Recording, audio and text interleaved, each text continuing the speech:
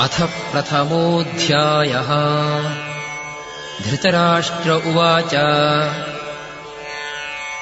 धर्मक्षेत्रे कुरुक्षेत्रे समवेताः युयुत्सवः मामकाः पाण्डवाश्चैव किमकुर्वत संजय।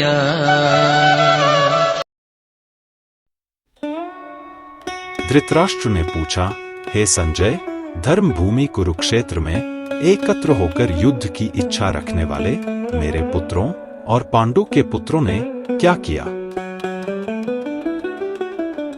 धर्मक्षेत्र शब्द का विशेष महत्व है क्योंकि कुरुक्षेत्र के इस पवित्र भूमि पर स्वयं भगवान श्री कृष्ण अर्जुन के पक्ष में उपस्थित थे।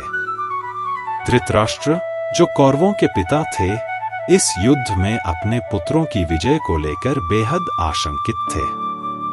इसी शंका के कारण उन्होंने अपने सचिव संजय से पूछा, मेरे पुत्रों और पांडु के पुत्रों ने क्या किया? धृतराष्ट्र को यह भली भांति ज्ञात था कि दोनों पक्ष युद्ध के लिए पूर्ण रूप से तैयार होकर कुरुक्षेत्र में एकत्र हुए थे।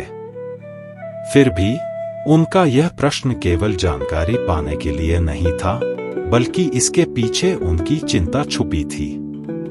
वे नहीं चाहते थे कि भाइयों और चचेरे भाइयों के बीच कोई मेल मिलाप हो। वे केवल अपने पुत्रों की नियति जानना चाहते थे।